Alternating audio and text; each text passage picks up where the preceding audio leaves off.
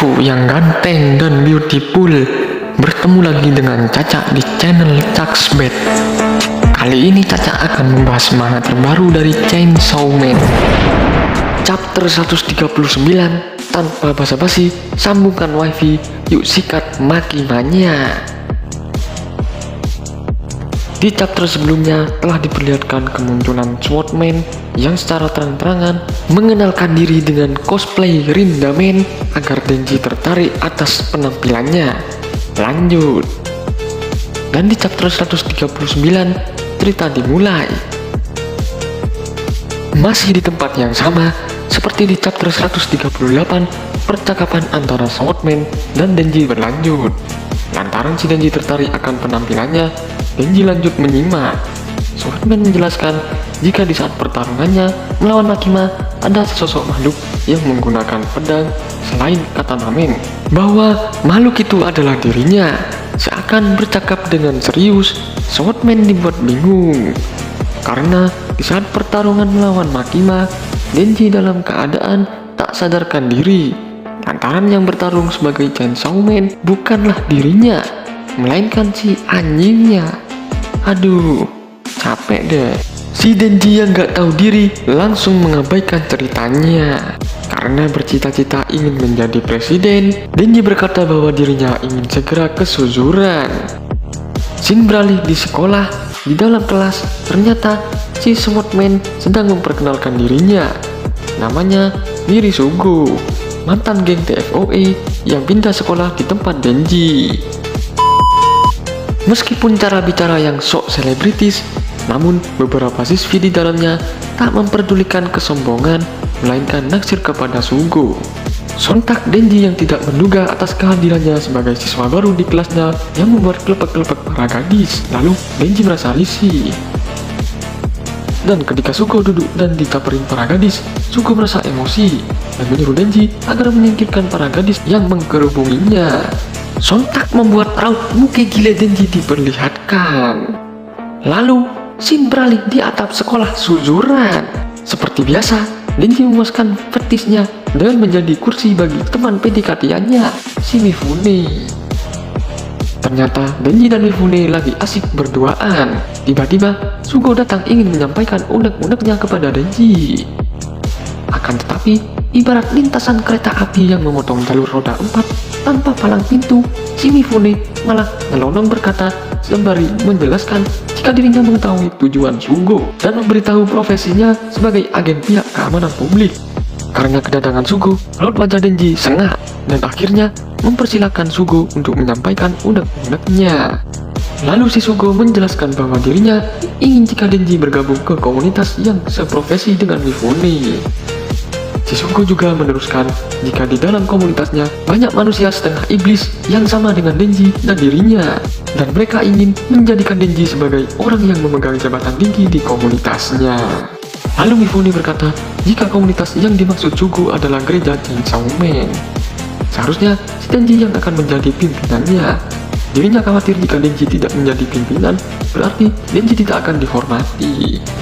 Lalu Sugo sedikit tensi menanggapi kritikan Mifune karena tawaran yang diberikan kepada Denji masih sangat menguntungkan bagi Denji. Cuman hanya menyelesaikan tugasnya nantinya akan sangat cukup untuk dia belanja kebutuhan sehari-harinya, bak seperti pejabat. Lalu Sugo menceritakan kehidupan mewahnya dengan senang. Secara saat dia ingin refreshing, Sugo pergi bermain game. Dan ketika dia lapar, Sugo tinggal belanja makanan kesukaannya, yaitu mengkonsumsi stik setiap hari. Si Denji sedikit ngiler mendengar stik yang diceritakan Sugo karena tanpa beban untuk membeli stik di setiap harinya. Lalu Mifune mencandai Sugo.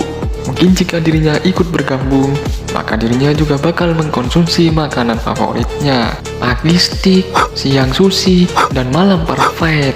Dan apalah itu, sangat perfect. Lalu Denji sedikit terpancing juga mengikuti candaan Mifune.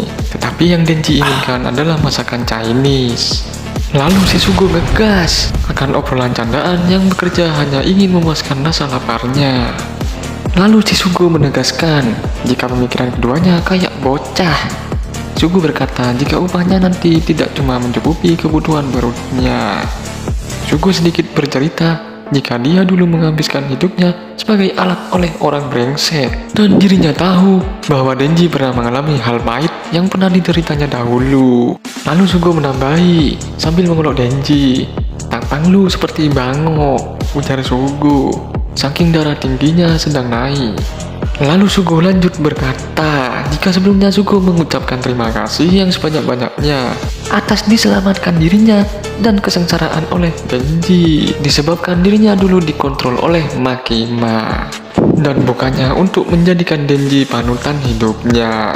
Malahan Sugo sekarang merasa lebih bebas akan kehidupannya yang baru, dan untuk kedua kalinya Sugo menyarankan Denji ikut bersama komunitasnya dan berkeinginan menjauhkan Denji dari si gadis mesum penyuka sushi itu.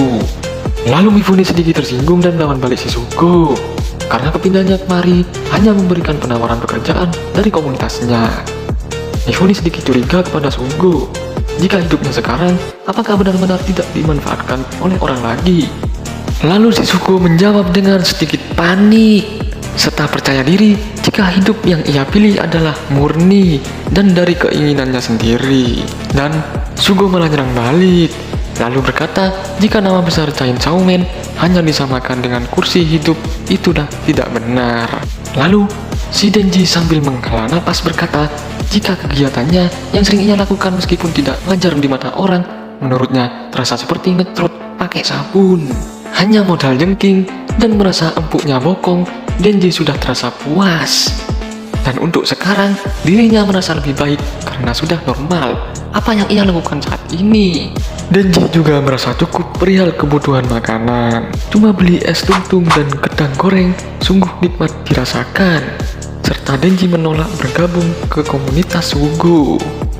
Lalu Sugo yang merasa kecewa segera pergi meninggalkan Denji dan Mifune, sembari berkata jika kepindahannya kemari bukan hanya untuk menawari lowongan kerja kepada Denji, tetapi si Sugo sangat mengapresiasi atas kebebasannya karena Denji mampu menghentikan pengaruh kekuatan Makima karena membunuhnya, juga ingin menjadi sohibnya.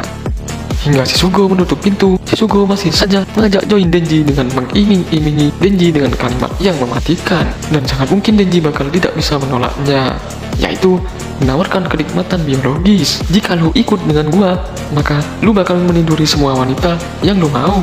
Mampus lu Denji. Sungguh rayuan yang tidak bisa ditolak oleh kaum lelaki seperti Denji. Denji pun akhirnya segera menemui Sugo sambil bergaya bak gigolo.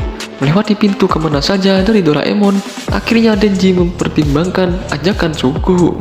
Awalnya basa-basi, tetapi si Sugo dibuat mengerti. Gaskun.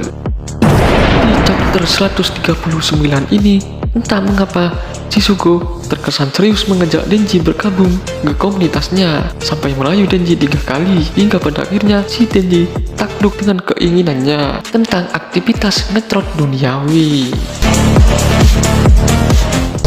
Jika nantikan cerita selanjutnya, terima kasih sudah menonton. Caca pamit undur diri, kita akan bertemu lagi.